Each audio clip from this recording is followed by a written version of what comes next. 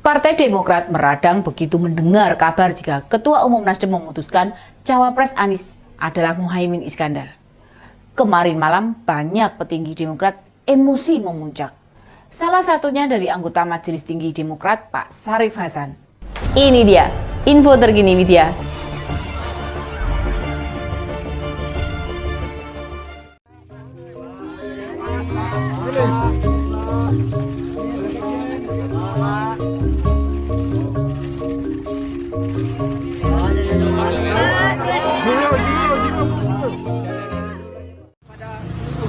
Warga Cianjur khususnya bahwa sudah ada hal yang tidak bahwa Pak Anies Baswedan ternyata mengkhianati Partai Demokrat dan Mas Ahaye. Terima kasih. Assalamualaikum warahmatullahi wabarakatuh. Turunkan. Lipat.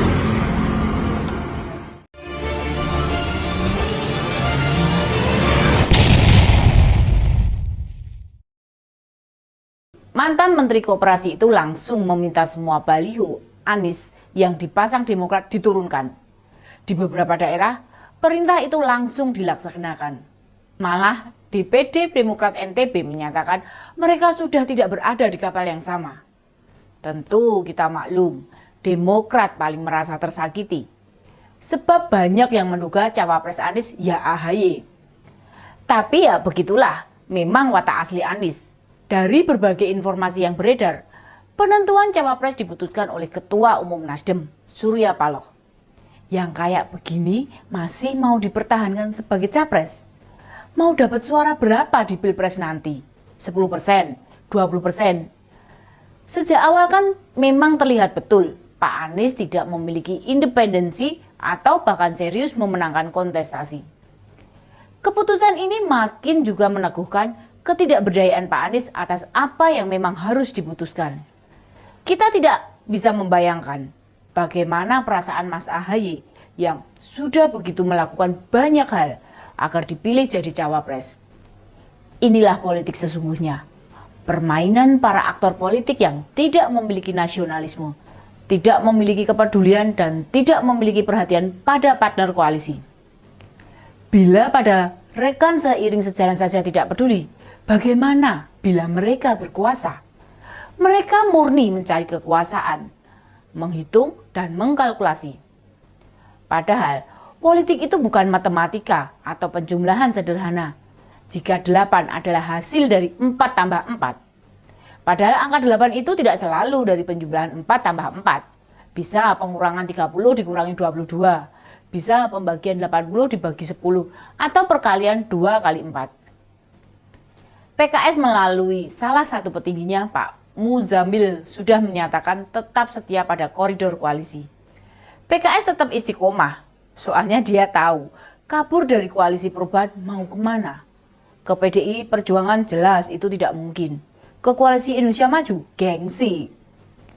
Bang Herzaki Mahendra, salah satu petinggi Demokrat, mengaku telah merasa dikhianati oleh Anies. Kita tahu, Demokrat sejak menyepakati bergabung dalam koalisi selalu menyiapkan karpet merah pada mantan gubernur DKI tersebut. Namun keputusan mencawapreskan Caimin jelas tindakan yang tidak tahu etika. Dan memaknai cara berpolitik Pak Anies tidak menggunakan cara yang tepat.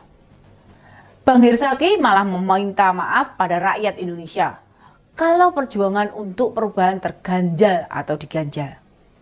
Dari nadanya, nampaknya Bang Herzaki ini kayak nuduh ada pihak lain yang bermain dalam penentuan pasangan Caimin. Nah, kebetulan kemarin sebelum kabar ini merebak, Pak Surya Paloh bertemu dengan Pak Jokowi. Apakah Bang Herzaki menuduh Pak Jokowi yang memerintahkan agar Pak Anies memilih Caimin? Pada saat pertemuan itu digelar, Pak Anies juga sedang berziarah serta meminta doa restu kepada Ibunda Caimin. Artinya, tidak ada campur tangan Pak Jokowi dalam soal ini. Jadi memang murni perintah Pak Surya Paloh. Jika memang Pak Jokowi masih punya pengaruh, Pak Anies tidak bakal dideklarasikan oleh Nasdem. Pertemuan Pak Jokowi dengan Pak Surya Paloh lebih pada konteks membuat situasi politik lebih kondusif. Bisa jadi malah Pak Surya Paloh lapor kalau cawapres pilihannya Caimin, ya semacam memberitahu. Pak Surya bisa jadi kapok kalau tidak memberitahu. Dia kan didiamkan presiden berbulan-bulan dan itu sangat menyiksa. Merespon kemungkinan keluarnya Demokrat dari koalisi, Pak Surya berprinsip itu hak semua partai. Namun yang jelas Pak Surya menghormati apapun keputusan Demokrat. Pemilik Metro TV ini mengaku tidak berkhianat kepada siapapun karena tidak punya tampang pengkhianat. Kalau tuduhan murahan itu masih dilontarkan, justru koalisi perubahan yang akan rugi sendiri. Lalu siapa yang bermain? Atau setidaknya menyodorkan nama Caimin ke pemilik media grup ini? Yang jelas, Pak Surya tahu koalisi perubahan butuh suara Nahdliyin. Upayanya menggandeng Mbak Yeni maupun Bu Khofifah sudah dilakukan, namun tidak mendapat respon positif. Kita tahulah, Pak Anies memang tidak dekat dengan NU, baik kultural maupun struktural. Meski Mbak Yeni dan Bu Khofifah itu bukan PKB, diyakini akan memberi efek signifikan dalam perolehan suara. Begitu upaya mengajak Mbak Yeni dan Bu Khofifah tidak membuahkan hasil, satu-satunya pilihan yang mungkin dengan mengajak Caimin. Kemungkinan Caimin bersedia bergabung bertambah besar waktu Golkar dan PAN ikut mendukung Pak Prabowo sebagai capresnya. Otomatis dengan bergabungnya Golkar dan PAN, jadi batu sandungan baru Ketua Umum PKB jadi cawapresnya Prabowo. Disinilah Pak Surya melihat peluang tersebut untuk diambil. Kuat dugaan, permintaan doa restu Pak Anies ke Ibunda Caimin makin mempositifkan mereka. Kini kita tinggal menunggu sikap Demokrat, tetap bertahan di sana atau keluar dari koalisi. Sebenarnya mau bertahan atau bergabung dengan koalisi lain, pintu cawapres bagi Mas Ahaye jelas-jelas tertutup rapat. Bergabung ke koalisi Indonesia Maju, saingannya ada Pak Erlangga dan Pak Erick Thohir.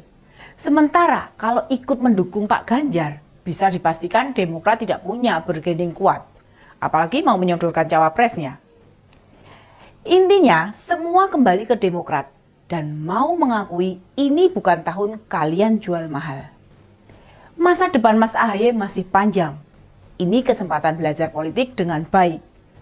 Mestinya Mas Ahaye belajar dari Mbak Puan yang sampai sekarang tidak terkesan ngotot jadi capres maupun cawapres.